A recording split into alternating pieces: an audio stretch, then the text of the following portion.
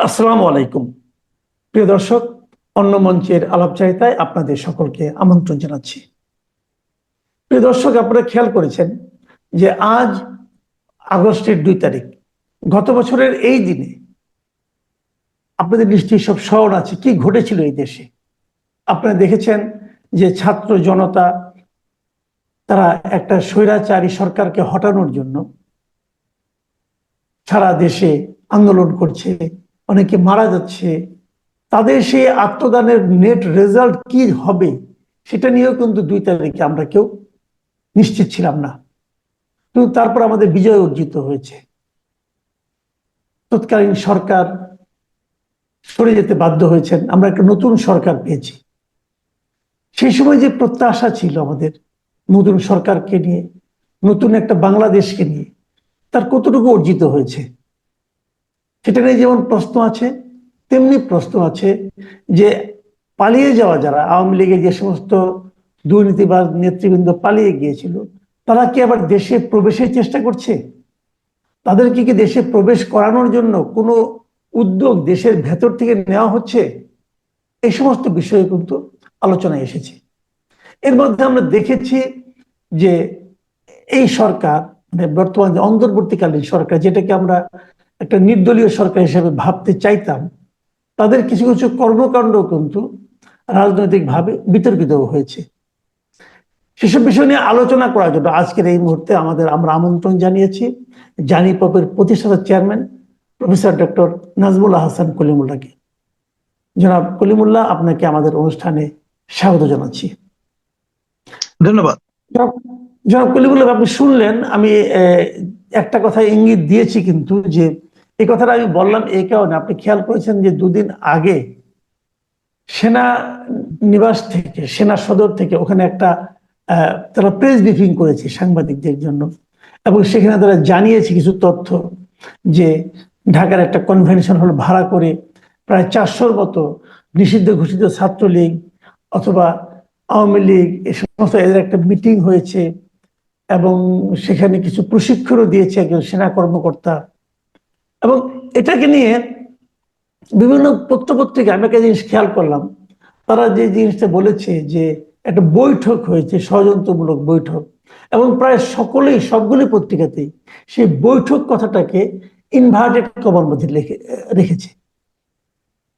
তো এটা থেকে সেরকম যে আমরা আগে যেরকম দেখতাম বন্দুক যুদ্ধ, সেটাকে ইনভার্টেড কমার মধ্যে রাখা হতো। তার মানে যারা মিডিয়াগুলো তারা নিজেরাই এটাকে বিশ্বাস করতো কিনা সন্দেহ।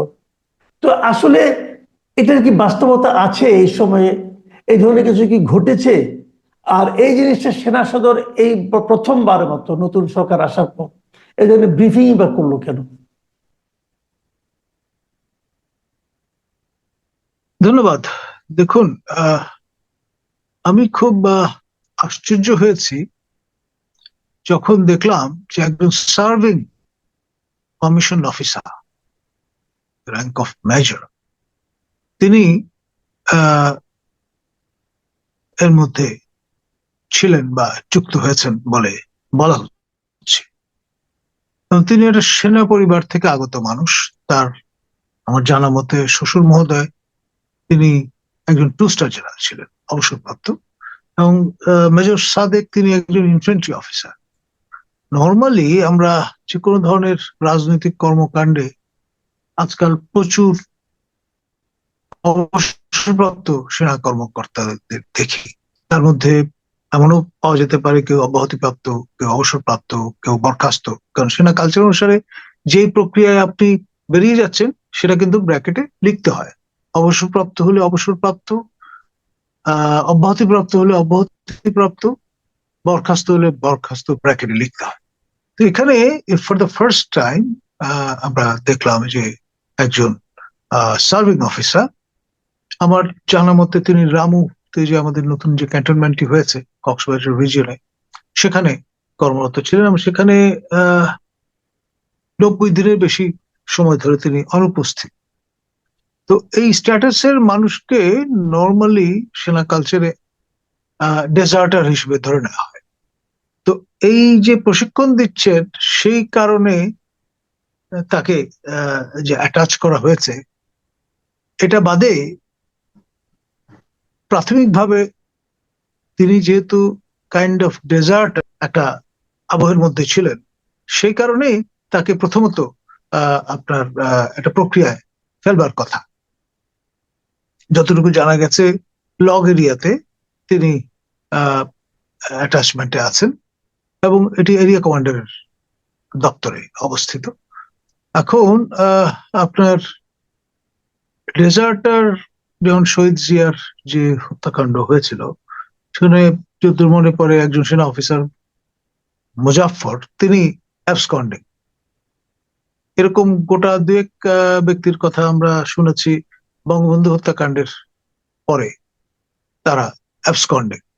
তো এই যে ডেজার্টার বা অ্যাবসকন্ডিং স্ট্যাটাসের মানুষজন, তাদের সেনা কালচারে যেটা হয়, আপনার কোর্ট অফ ইনকোয়ারি হয় এবং কোর্ট মার্শাল হয়। তাতে 7 বছর থেকে 12 বছর পর্যন্ত কারাদণ্ড হতে পারে এবং তাকে হয়তো বের করে দেওয়া হয় সেনা এই বাহিনী থেকে বা নৌবাহিনী থেকে বা বিমান বাহিনী থেকে, তিনি সংশ্লিষ্ট যে বাহিনীর অফিসারই হন না কেন।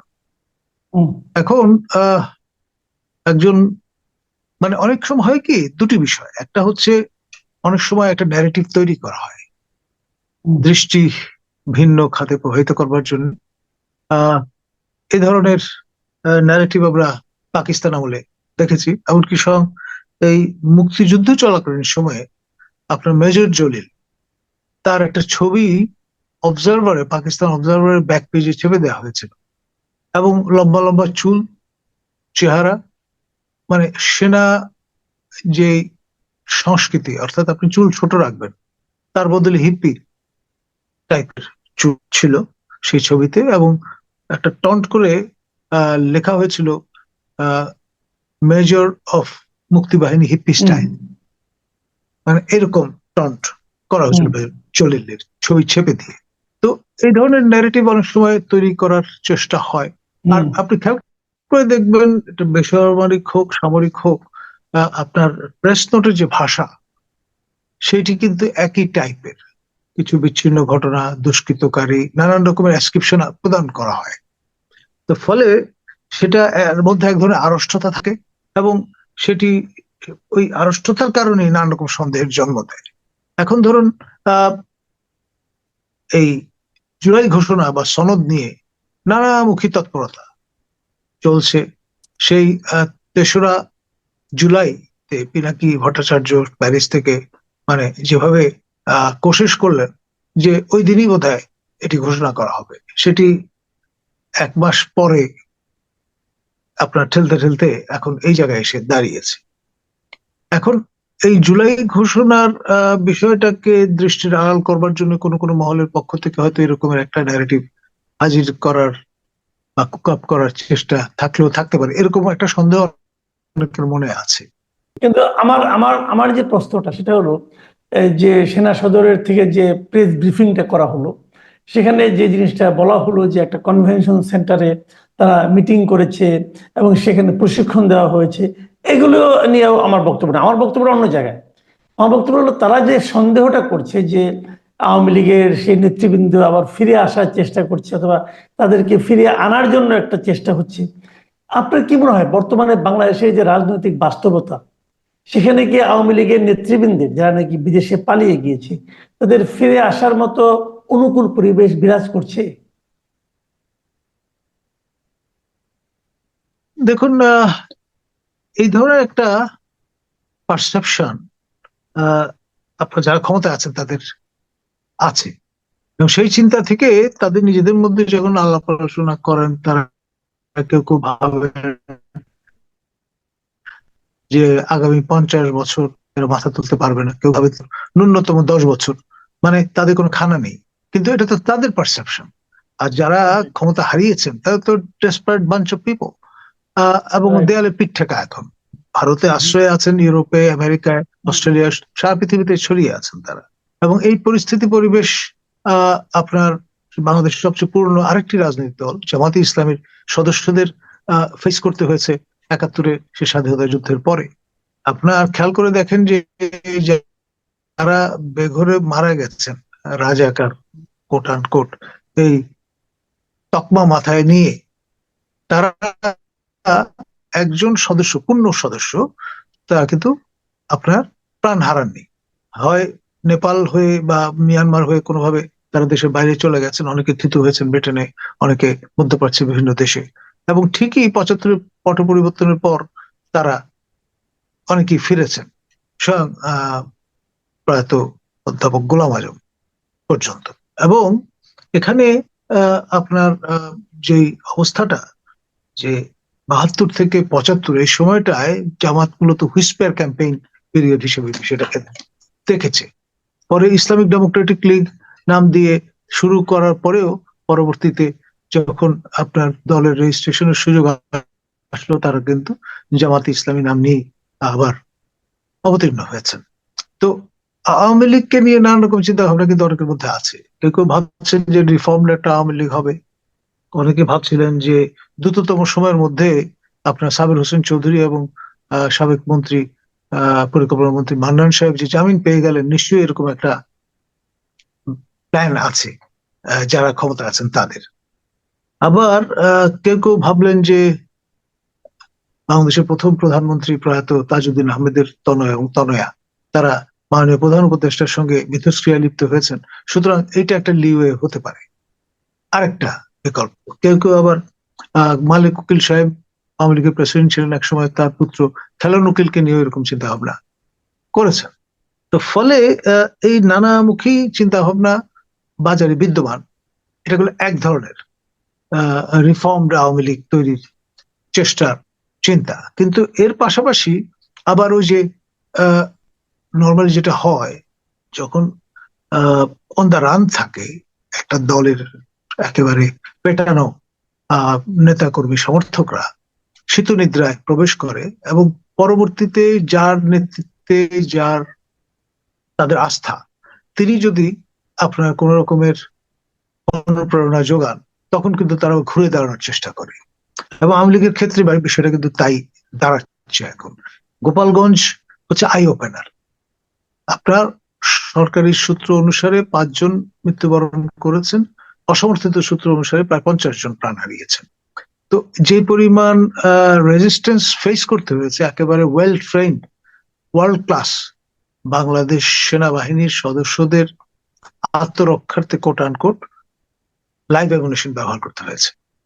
তা না হলে এখানে এক মিনিট, যাদের আপনাকে একটু প্রোটেকশন তারা থামাচ্ছি, দিচ্ছিলেন, এই একটু যে থামাচ্ছি আপনাকে আমি, যে কালকে কিন্তু ব্রিফিং এ যিনি কথা বলেছেন ব্রিগেডিয়ার সাহেব, তিনি কিন্তু একথা গুরুত্ব দিয়ে বলেছেন যে গোপালগঞ্জে কোনো ধরনের প্রাণঘাতী অস্ত্র ব্যবহার করা হয়নি।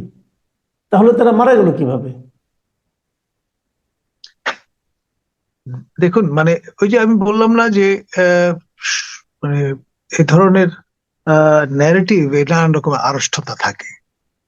এখন আহ, এখানে যে ব্যাপারটি লক্ষণীয় সেটি হচ্ছে আপনার এই যে এনসিপির শীর্ষ নেতৃবৃন্দ, তাদের জীবন সংশয় একটা অবস্থা। সেজন্য সাজোয়া জানের মধ্যে, মানে এপিসির মধ্যে আশ্রয় নেওয়ার পরেও সে আশঙ্কাটা থেকে গেছিল যে তারা মুভ করতে পারবেন না। সেই পরিস্থিতিতে আত্মরক্ষার অফিসিয়াল যে স্টেটমেন্টটা, সেটা ব্যবহার করা হয়েছে এবং সেই জন্য লাইভ অ্যামুনিশন ব্যবহার করা হয়েছে। এখন কোন ধরনের অস্ত্র তারা ব্যবহার করেছেন, 7.62 রাইফেল না অন্য কিছু, সেটাতে আমি যাচ্ছি না। কিন্তু এন্ড রেজাল্ট হচ্ছে মানুষ মৃত্যুবরণ করেছে। প্রতিটি মানুষের স্বাভাবিক মৃত্যুর অধিকার আছে, পৃথিবীর যেই দেশের নাগরিক আপনি হন না কেন, বাংলাদেশ তো বটেই। এখন গোপালগঞ্জের যে রেজিস্ট্যান্স, এটি কিন্তু ঘুরে দাঁড়ানোর বার্তা প্রদান করেছে ঠিকই, র্যাঙ্ক এন্ড ফাইল সেই পার্সপেক্টিভ। এবং এই যে পুরুষ শূন্য হয়ে যাওয়া একটা জনপদ, এটা তো খুব ভালো বার্তা বহন করে না। ফলে অনুমান করেই নেওয়া হয় যে পুরুষ শূন্য আপনার জনপদে নারীরা নিগৃহীত হবেন, সেই সুযোগটা তস্কররা নিয়ে নিতে পারে। তো সেটি কিন্তু খুব আগের, বেশি দিন আগের ঘটনা নয়। তারপরেই আমরা দেখতে পাচ্ছি এই বিষয়টা।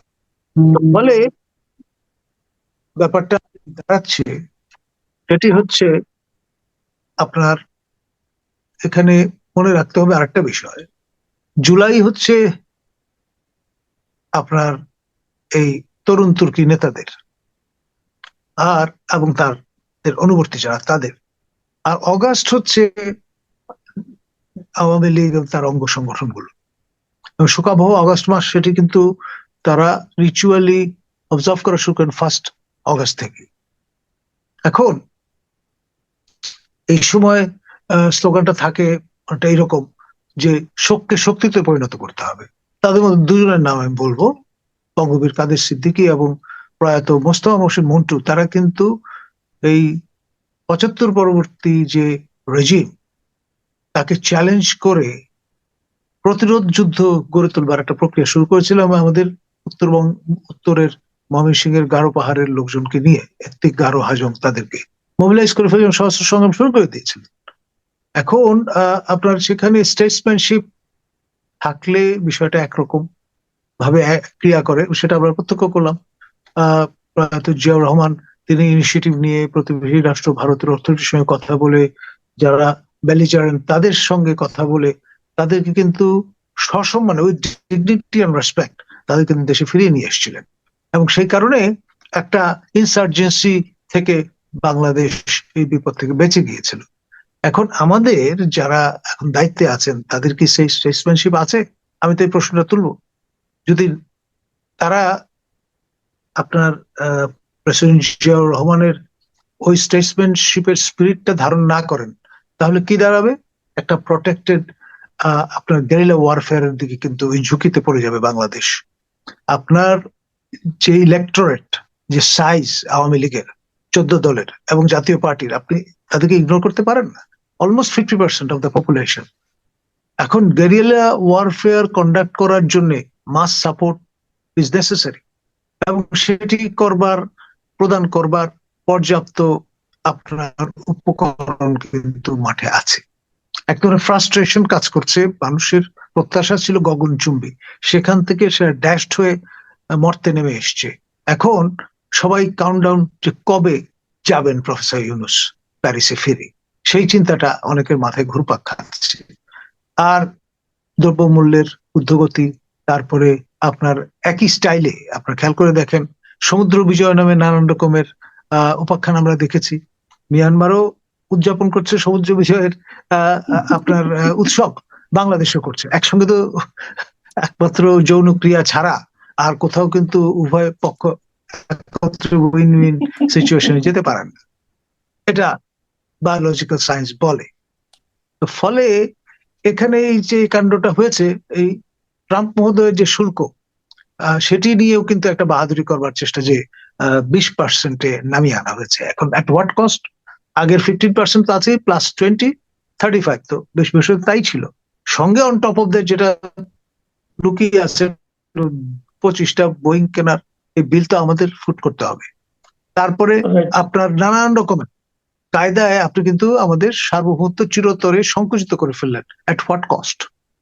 এখন রেজিমের স্থায়িত্ব বাড়াতে হবে যে কোনো মূল্যে, মার্কিনীদের বিরাগ ভাজন হওয়া যাবে না। সেই কারণে আপনি এইরকমের একটা নন ডিসক্লোজার ক্লজেও স্বাক্ষর করে বসেছেন, অ্যাকসেপ্ট করে নিয়েছেন। ফলে এইসব বিষয় কিন্তু নানান রকমের প্রশ্নবোধক বড় বড় চিহ্ন দেখা দিয়েছে সরকারের লেজিটিমেসি নিয়ে, সরকারের স্থায়িত্ব নিয়ে, সরকারের কন্টিনিউটি নিয়ে, সরকারের পপুলারিটি নিয়ে। এই যে পটভূমি, এটা কাজে লাগিয়ে যারা ক্ষমতা হারিয়েছেন তারা কিন্তু ইতিমধ্যে ঘুরে দাঁড়িয়েছেন, আমি বলবো। আন্ডারএস্টিমেট করার কোনো সুযোগ নেই। এবং যদি স্টেটসম্যানশিপের পরিচয় আমাদের বর্তমান ক্ষমতাসীনরা দিতে না পারেন, আমার মনে হয় একটা প্রোটেক্টেড গেরিলা ওয়ারফেয়ারের ঝুঁকির মধ্যে আমরা পড়ে যাব। এখন যারা ধরেন কলার উঁচু করে হাঁটছেন, নানান রকমের বয়ান দিচ্ছেন, এখন হঠাৎ করে যদি একটা দুটো কালভার্ট ওরা শুরু করে, আইডির ব্যবহার বেড়ে যায়, লোকজন মারা যাওয়া শুরু হয়, নাশকতা, পুরনো কথা যেটা আপনার পচা শামুকে পা কাটা যায়, সেটা যদি রিয়েল হয়ে দাঁড়ায়, তখন কি হবে? আপনি কয়জনকে ধরবেন, কয়জনকে ঠিক তাহলে করবেন? যত দমন পীড়ন করবেন তত কিন্তু রেজিস্ট্যান্স বাড়বে। আর বাঙালির স্বভাব যেটা, আপনার প্রত্যেকটা বাঙালি মানুষের মনে একটা দ্রোহের এলিমেন্ট লুকিয়ে আছে, অ্যান্টি স্ট্যাবলিশমেন্ট চেতনা আছে। আপনি আমলা ফয়লাদের দিয়ে দেশ চালানোর যে চেষ্টাটা করছেন আপনার ম্যান্ডেট না নিয়ে, সেই প্রশ্নগুলো সবাই কিন্তু তখন তোলা শুরু করবেন। জি, অনেক ধন্যবাদ। আর জামাতে ইসলামীর সবচেয়ে বড় যে ব্যাপারটা, শক্তিটা, জি। সেটা আমি বলে নেই। 71-এ তাদের একজন লোক কিন্তু মৃত্যুবরণ করেননি, যারা পূর্ণ সদস্য।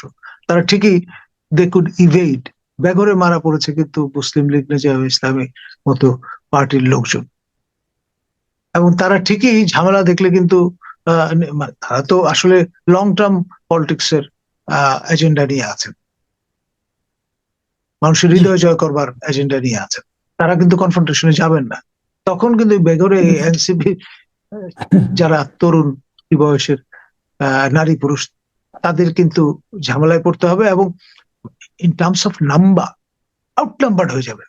মানে আওয়ামী লীগের 14 দলের এবং আপনার এই জাতীয় পার্টির যারা নেতা কর্মী সংখ্যায় ইগনোরেবল না। জি, অনেক ধন্যবাদ জনাব কলিমুল্লাহ। আপনি আসলে প্রতিবারই এমন এমন কিছু কথাবার্তা বলেন যেগুলো আমাদের দর্শকদের মধ্যে নতুন চিন্তার জন্ম দেয়। আজকেও পেলাম আপনি একটা প্রোটেক্টেড গেরিলা যুদ্ধের আশঙ্কা দেখছেন। তো এটা হবে আমি এমন মনে করি না, কিন্তু মাথায় রাখা ভালো, তাহলে সতর্ক থাকা যায়। আপনি যদি একেবারে উড়িয়ে দেন তাহলে কিন্তু সতর্ক থাকার সুযোগটা শেষ মুহূর্তে পাওয়া যায় না। আমার ধারণা সরকার এটা বিবেচনা করবেন। প্রিয় দর্শক, আপনারা শুনলেন প্রফেসর ডক্টর নাজমুল হাসান কলিমুল্লাহ বিশ্লেষণ। আপনাদের কেমন লাগলো আমাদের জানাবেন। এখন এই পর্যন্তই। আল্লাহ হাফেজ।